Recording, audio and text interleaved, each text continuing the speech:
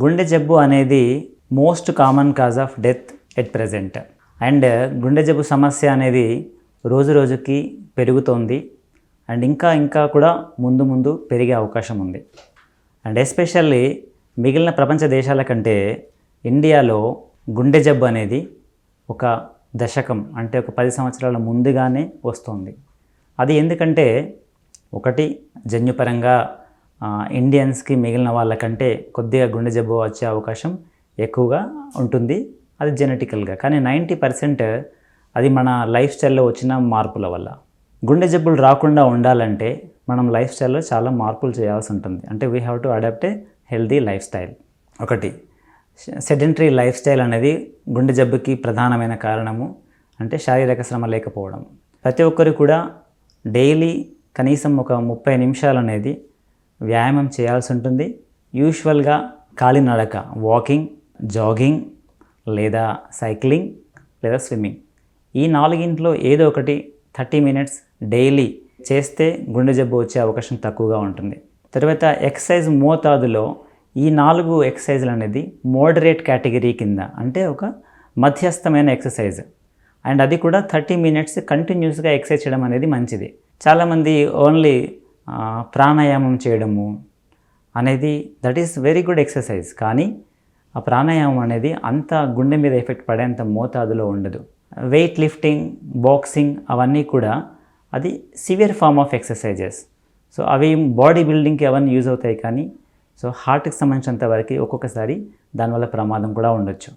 కాబట్టి ఈ మధ్య కాలంలో ఎక్సర్సైజ్ చేస్తున్నప్పుడు చాలామంది హార్ట్ అటాక్స్ రావడము అనేది ఏవైతే కొన్ని న్యూస్ వస్తున్నాయో, అదేంటంటే ఫస్ట్ మనం వామప్ అనేది ఒక 30 మినిట్స్ ఆఫ్ వామప్ మధ్యస్థమైన ఎక్సర్సైజ్ చేసిన తర్వాత ఇంటెన్సివ్ ఎక్సర్సైజ్కి వెళ్ళాల్సి ఉంటుంది. సో డైరెక్ట్గా ఇంటెన్సివ్ ఎక్సర్సైజ్ అనేది హార్ట్కి అంత శ్రేయస్కరం కాదు. తర్వాత మన తీసుకునే డైట్ విషయంలో కూడా చాలా జాగ్రత్తగా ఉండాలి. ఎస్పెషల్లీ రిఫైన్డ్ కార్బోహైడ్రేట్స్ అంటే మైదాతో చేసినవి కానీ లేదా డైరెక్ట్గా షుగర్తో చేసినవి కానీ, ఎస్పెషల్లీ మన bakery items, sweets, cakes and ఎక్కువ ఆయిల్ ఉండే పదార్థాలు లైక్ డీప్ ఫ్రైడ్ ఐటమ్స్ అవన్నీ కూడా ఆరోగ్యానికి మంచిది కాదు. అలాగే ఈ మధ్య కాలంలో ఎక్కువ వరకు స్టోరేజ్డ్ ఫుడ్స్, క్యాన్డ్ ఫుడ్స్ అనేది ఎక్కువ వాడతాము, like chips and many things.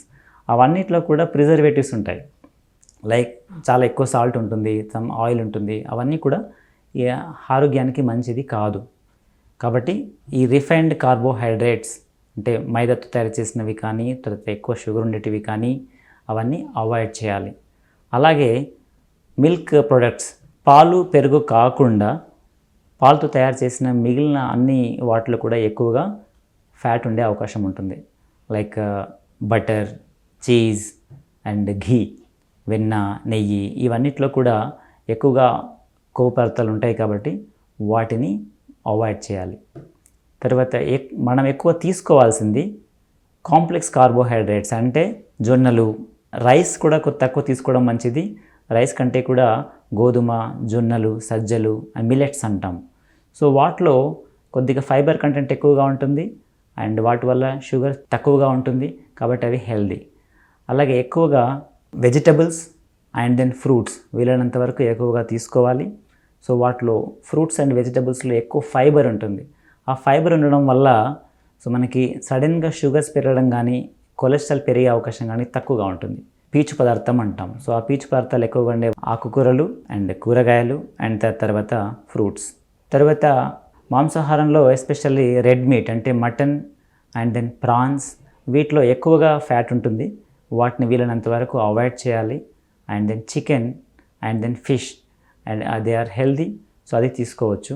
అలవాట్లు కొన్ని మార్చుకోవాలి, లైక్ స్మోకింగ్ అనేది ఎనీ ఫామ్లో, మీరు టొబాకో ఏ ఫామ్లో తీసుకున్నా, అది స్మోకింగ్ అయి ఉండొచ్చు, గుట్కా అయి ఉండొచ్చు, లేదా స్నిఫింగ్ అంటాం, అది ఏ రకంగా తీసుకున్నా కానీ సో ఓవరాల్గా మనకి హార్ట్కి, బ్రెయిన్కి ఉండే ఎఫెక్ట్ అంతే ప్రమాదకరం. కాబట్టి పొగాకు అనేది ఏ విధంగా అయినా కానీ కంప్లీట్గా అవాయిడ్ చేయాలి. ఆ టొబాకోలో ఒక 100 రకాల టాక్సిన్స్ ఉంటాయి, నికోటిన్ ఇంకా మిగిలిన టాక్సిన్స్. ఆ విష పదార్థాల వల్ల హార్ట్ అటాక్ వచ్చే అవకాశము స్మోకింగ్ చేయని వాళ్ళకంటే 4 రెట్లు ఎక్కువగా ఉంటుంది. తర్వాత ఆల్కహాల్ తీసుకోవడం కూడా అంత మంచిది కాదు. సో ఆల్కహాల్ తీసుకోవడం వల్ల హార్ట్ వీక్ అయిపోవడము, heart attack and brain stroke వచ్చే అవకాశం ఉంటుంది. వీలైనంత వరకు ఆల్కహాల్ని అవాయిడ్ చేయడం మంచిది. ఫిజికల్ ఎక్సర్సైజ్తో పాటు even mental relaxation. So stress is the one of the factor. So stress ఎక్కువ అవడం వల్ల మరియు నిద్ర తక్కువ ఉండడం వల్ల, అంటే నిద్రలేమి అండ్ మానసిక ఒత్తిడి అనే దాని వల్ల కూడా హార్ట్ అటాక్ వచ్చే అవకాశం ఎక్కువగా ఉంటుంది. కాబట్టి రోజు కనీసం 6 గంటలు నిద్రపోవడము అనేది ఆరోగ్యానికి మంచిది. అట్లాగే మానసిక ఒత్తిడిని తగ్గించుకోవడానికి ఏదో రకమైన మెడిటేషన్ కానీ, ధ్యానము కానీ, పూజ కానీ అనుకూల పరిస్థితులను బట్టి, మన దాన్ని బట్టి అట్లా చేసుకుంటే చాలా మంచిది. మనకి ముందు గుండె ప్రాబ్లం రాకుండా ఉండాలంటే మన లైఫ్ స్టైల్లో మార్పులు చేసుకోవాలి. రోజు వ్యాయామం కంపల్సరీ, మంచిగా నిద్రపోవడము అండ్ మనం తీసుకునే ఫుడ్ ఏం తీసుకుంటున్నాం అనేది జాగ్రత్తగా చూసుకొని తీసుకోవాలి. ఇవన్నీ తీసుకుంటే గుండె జబ్బు వచ్చే అవకాశం చాలా చాలా తక్కువగా ఉంటుంది. అలాగే ఈ మధ్య కాలంలో ఈవెన్ బిలో 40 years కూడా బీపీ, షుగర్, కొలెస్ట్రాల్ ఎక్కువ ఉండడం అనేది చాలా చాలా కామన్గా చూస్తున్నాము.